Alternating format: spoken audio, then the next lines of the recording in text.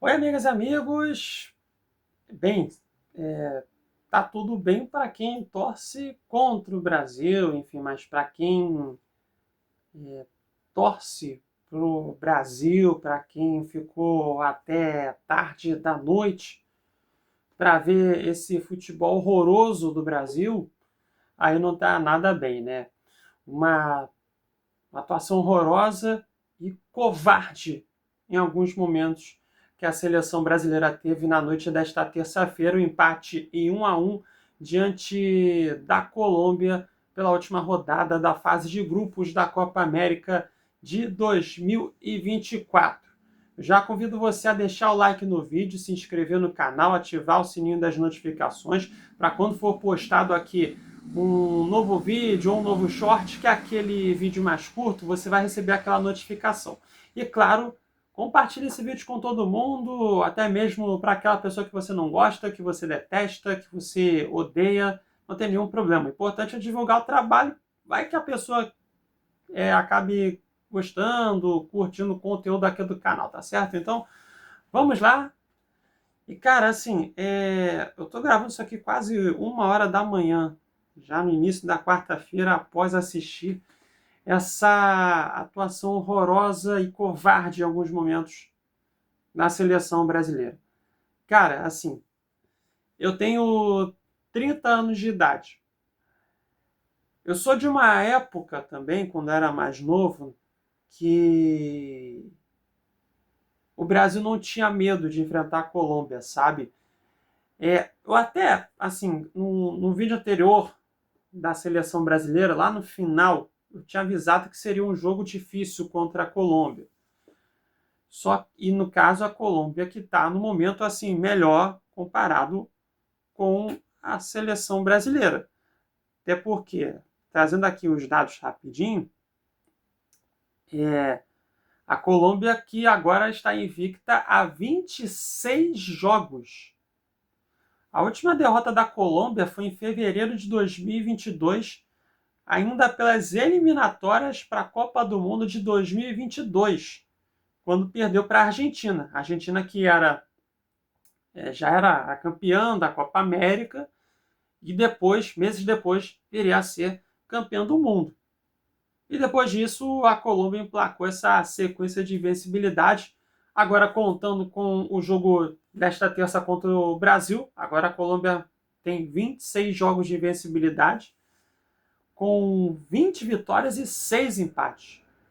E olha, eu não sei não, se bobear, acho que é a maior sequência invicta de uma seleção no futebol mundial, tá? Eu não sei, eu não cheguei a pesquisar isso aqui, mas se bobear, talvez seja a maior sequência, tá? Mas, e a Colômbia que vinha de 10 vitórias seguidas, mas acabou que empatou com o Brasil. E aí, inclusive, essa sequência de vitórias, né, que a Colômbia teve iniciou naquela vitória por 2-1 em cima do Brasil, lá na Colômbia, pelas eliminatórias para a Copa do Mundo de 2026, quando o Brasil ainda era comandado pelo técnico Fernando Diniz. Então, assim, a Colômbia vinha de um momento melhor, vem de um momento melhor, né, comparado com o Brasil, e jogando melhor. Só que me incomodou muito, né, principalmente no segundo tempo, uma postura covarde, sabe? Ficando naquele medo de até tentar roubar a bola da Colômbia.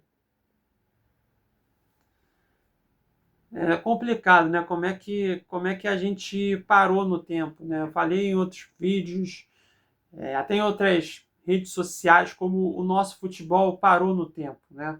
Enquanto que dirigentes aqui no Brasil, eles só se preocupam em si, ao invés de se preocupar em melhorar o futebol aqui no Brasil e tudo mais, não.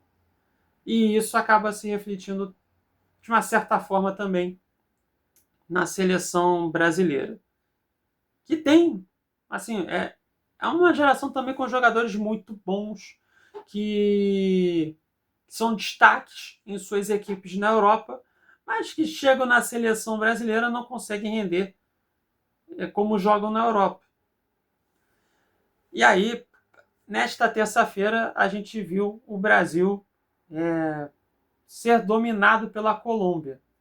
Essa que é a verdade, um jogo horroroso, horroroso do Brasil. Vamos lá, falar do que aconteceu na partida, né, em que o técnico Dorival Júnior, que aliás a gente vai falar sobre algumas situações do Dorival também, em que fez mudança, né, em relação ao jogo anterior. No caso, colocou o Rafinha de volta à equipe titular no lugar do Savinho. Então, um Brasil que começou com o Alisson no gol, Danilo na lateral direita, Éder Militão e Marquinhos formando a dupla de zaga, e o Wendel na lateral esquerda. Aí o meio de campo com o João Gomes, Bruno Guimarães e Lucas Paquetá, e o ataque com Rafinha, Vinícius Júnior e Rodrigo. Essa foi a escalação do Brasil, que enfrentou a Colômbia, que teve o Camilo Vargas no gol, Munhoz na lateral direita, o Sánchez e Carlos Cuesta formando a dupla de zaga e o David Machado na lateral esquerda. Aí o meio de campo com o Lerma e o Richard Rios, que atua no Palmeiras, e Rames Rodrigues, que atua no São Paulo. E o ataque com John Arias, que atua no Fluminense, Luiz Dias, que é o principal jogador da seleção da Colômbia, que atua no Liverpool da Inglaterra, e o John Córdoba, o centroavante. Então essa foi a escalação da seleção da Colômbia, que hoje tem um time melhor que o Brasil. Essa que é a verdade. O Brasil até que começou de uma forma animadora, né? Atacando bastante, chegando forte o ataque. A Colômbia que começou também a chegar forte no ataque. Enfim, o jogo iniciou lá e cá. Só que no início do primeiro tempo, o Brasil teve uma cobrança de falta a seu favor. E aos 11 minutos, o Rafinha, uma bela cobrança de falta, inclusive, acabou abrindo o placar para a seleção brasileira. Uma bola que foi no ângulo esquerdo do goleiro Camilo Vargas, que até chegou a encostar com a mão na bola, mas não conseguiu fazer a defesa por completo. 1-0 para o Brasil. Aliás, né, o Brasil que não marcava um gol de falta havia quase 5 anos. A última vez tinha acontecido em 2019, no amistoso entre Brasil e Coreia do Sul, em novembro de 2019. E o gol foi marcado pelo Felipe Coutinho, que em breve deve jogar pelo Vasco. E o Felipe Coutinho que acabou marcando o último gol de falta. Quase 5 anos, é muito tempo. Se tratando de seleção brasileira, que já teve assim, grandes cobradores de falta em sua história. E depois disso, o futebol do Brasil acabou. Acabou, porque a partir daí a Colômbia passou a dominar a partida. A Colômbia que chegou, inclusive, até marcar um gol de empate ainda na primeira etapa, né, com o zagueiro Sánchez, numa cobrança de falta, que a bola foi levantada na grande área do Brasil. O Sánchez finalizou para o fundo da rede, mas o gol foi anulado porque foi marcado impedimento após a revisão no VAR. O VAR também é um ponto à parte nesse jogo de hoje. Primeiro porque a transmissão oficial mostrou a repetição do lance, e aí, com a linha, né, do VAR. Tá?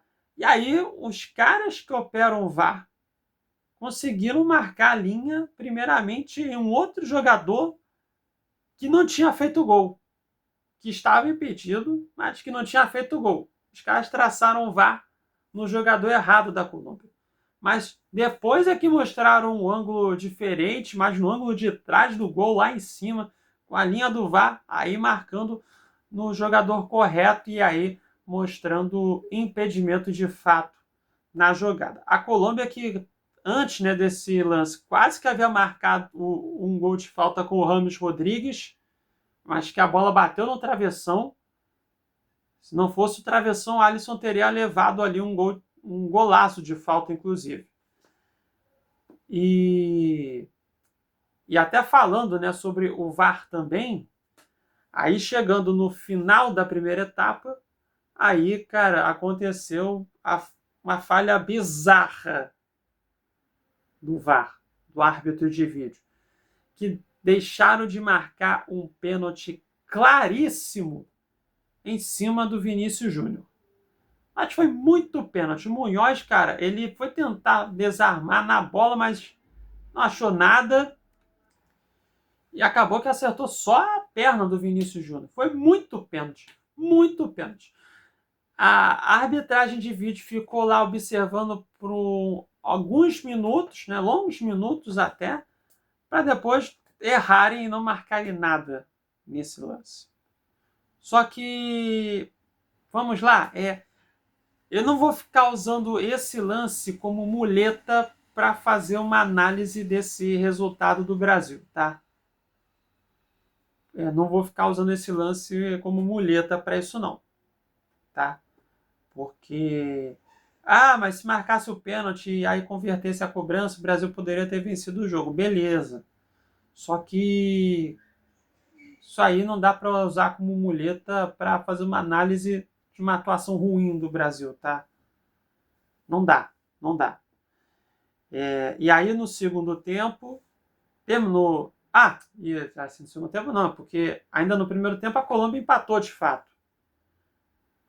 E uma jogada em que a defesa do Brasil marcou toda errada também. Foi um lance no meio, a bola chegou até o atacante Córdoba, a Córdoba fez aquele pivô, ficou de costas para a marcação, e aí girou o corpo, tocou na direita para o lateral direito Munhoz receber a bola e finalizar, mandando a bola lá naquela parte alta da rede, sem chances de defesa para o goleiro Alisson, empatando o jogo para a seleção colombiana 1-1. Marcação toda errada porque o Marquinhos e o Wendel ficaram fechando em cima do Córdoba. E aí, quem ficou marcando o lateral direito que estava entrando na grande área? Era o Paquetá. Mas aí o lateral direito da Colômbia passou pelas costas do Paquetá e o Munhoz recebeu livre e mandou a bola para o fundo da rede, empatando o jogo para a seleção colombiana no final da primeira etapa. Um primeiro tempo que foi um domínio, já foi um domínio da Colômbia, inclusive, teve mais a posse de bola, foi 55% contra 45% do Brasil. A Colômbia que chutou mais, foram 8 finalizações da Colômbia, contra 3 do Brasil. Das 8 finalizações da Colômbia, 5 foram para a direção do gol, sendo uma que foi para o travessão, que foi naquela cobrança de falta do Rames Rodrigues, 2 para fora e uma que foi bloqueada pela defesa do Brasil. O Brasil, das 3 finalizações, 2 que foram na direção do gol e uma que foi bloqueada pela defesa da Colômbia. E a concentração de jogo no primeiro tempo, ela foi mais próxima da grande área do Brasil do que o contrário, do que o Brasil atacou mais, chegando mais na grande área da Colômbia. Então, assim, aí já foi um primeiro tempo ali dominante da Colômbia. Mas no segundo tempo, cara, assim, foi um negócio assustador o Brasil. Em alguns momentos, uma postura covarde, deixando a Colômbia lá tocar a bola. Aí teve direito ao olé do torcedor. Cara, que situação, hein? Enfim, o técnico Dorival Júnior, né, aí chegando ao Dorival, ele tentou ali fazer mudanças, né? No intervalo tirou o Lucas Paquetá para colocar o Andréas Pereira. É aquilo que eu falei em um outro vídeo. Acho que o Dorival Júnior está enxergando mais o Andréas Pereira como um meia, né? Falei até de uma possibilidade para quem sabe colocar ali o Andréas como segundo volante, que ele faz essa função também, mas acabou que não colocou. Colocou no lugar do Lucas Paquetá, enfim. E durante o segundo tempo também ele tentou fazer outras mexidas, mas que foram mexidas erradas, né? Porque assim, no momento em que o Brasil vinha sendo dominado pela Colômbia, por que não tentar ali colocar alguém para tentar ali criar jogadas? Ele tirou, né, o João Gomes, que estava amarelado, até justifica, entre aspas, né, para colocar o Ederson, e tirou o Rodrigo para colocar o Savinho no ataque. Aí, assim, na minha visão, tá, acho que era um momento ali para tentar colocar para ser mais ousado, sabe? Tentar colocar o Douglas Luiz ali, para tentar fazer para melhorar, para tentar ter uma criação a mais jogada, sabe? Mas acabou que o Dorival Júnior foi numa substituição mais conservadora até, colocando o Ederson, que tem chegado ao ataque, mas é um cara de marcação. Só que pro Brasil no momento não exigia isso, sabe? E aí depois, né, o Dorival, ele tirou o Bruno Guimarães, que mais uma vez não fez uma boa partida, para colocar o Douglas Luiz. Só que aí depois ele tirou o lateral esquerdo, o Wendel, para colocar o Endrick. Por que não colocou isso aos 40 minutos do segundo tempo? Primeiro, por que não colocou o Endrick antes? Por que não manteve o Bruno Guimarães, melhor dizendo, até os 40 minutos do segundo tempo? Repito, ele joga muito no Newcastle. Tá? Ele é destaque. É um dos destaques do Newcastle da Inglaterra. Joga na Premier League, campeonato nacional tecnicamente mais forte do mundo, mas chega na seleção e não consegue render. E ele segue como titular. Sabe? Complicado. E ele jogou até os 40 minutos do segundo tempo. E levou amarelo também. Então, assim, tem situações que são complicadas, sabe? Vai botar o Ender aqui com 40 minutos no segundo tempo, sabe? O que ele vai fazer? Teria uma bola achada e ele marcaria o gol, sabe? Seria assim, né? Foi que nem na outra vez lá no amistoso contra o México, entendeu? Complicado, né? Complicado demais. Foi um segundo tempo que o Brasil foi dominado pela Colômbia. Foi dominado. Mas até vendo a estatística aqui, o segundo tempo, o Brasil teve um pouco mais da posse de bola, só que, cara, assim, uma posse de bola pouco criativa, sabe? Aí teve alguns momentos no segundo tempo que a Colômbia trocou passos tranquilamente, o Brasil covarde para tentar dar o bote, para tentar desarmar. O Brasil tentando muita ligação. Quando roubava a bola era ligação direta, sem, sem objetividade, sabe? Complicado. E aí, no segundo tempo também, teve um lance que sabe-se lá como a Colômbia não fez o gol. Um cruzamento que veio da esquerda, a bola chegou até a grande área do Brasil e o atacante Rafael Santos Borré, que atua no Internacional, ele foi tentar chutar, mas a bola quicou num gramado e subiu. Assim, o Borré perdeu uma chance inacreditável. Assim, a Colômbia poderia e merecia ter vencido o jogo. Mas, para a sorte do Brasil, o jogo terminou empatado em 1-1. E aí, com esse resultado, como falei lá no início do vídeo, o Brasil ficou em segundo lugar no grupo e vai jogar contra o Uruguai. Vai ser no sábado, 10 horas da noite, no horário de Brasília, lá em Las Vegas. Brasil e Uruguai. E para esse jogo, o Brasil não terá Vinícius Júnior, porque no lance besta, no início da partida, ele virou o braço e acertou ali no pescoço, perto do rosto, inclusive, do Rames Rodrigues. Levou o cartão amarelo, foi o segundo, e acabou que com isso vai ficar de fora das quartas de final. E olha, ele deu sorte, porque tem árbitros, melhor dizendo, que dariam vermelho nessa situação. Até mesmo após revisão do VAR. Assim, cara, o Vini, ele precisa ter a cabeça no lugar em muitos momentos. Ele entra no jogo assim muito pilhado, cara. Não é só eu que tô falando isso, não. Quem sou eu, né? Mas assim, cara, muita gente, até no meio do futebol, pessoas muito consagradas, falam que ele precisa ter uma cabeça forte, uma cabeça no lugar, não ficar entrando em pilha assim toda hora, sabe? O Vinícius Júnior precisa melhorar nesse aspecto. E aí acabou que, num lance besta, levou o segundo amarelo e vai ficar de fora. Enfim, e assim, se jogar esse futebolzinho que apresentou contra a Colômbia, se apresentar esse futebolzinho contra o Uruguai no sábado, não é que o Brasil vai perder, o Brasil vai ser amassado pelo Uruguai. Eu espero estar errado, mas nesse momento eu não consigo ter muito otimismo não, sabe? Assim, não consigo. Tomara que eu esteja errado, tomara que o Brasil consiga a vitória diante do Uruguai, mas assim, vendo o Uruguai como está jogando nessa Copa América e vendo o Brasil que está muito irregular, eu não sei não, cara. Enfim, o Uruguai ele vai chegar para esse jogo de sábado como favorito diante do Brasil. Essa é a realidade.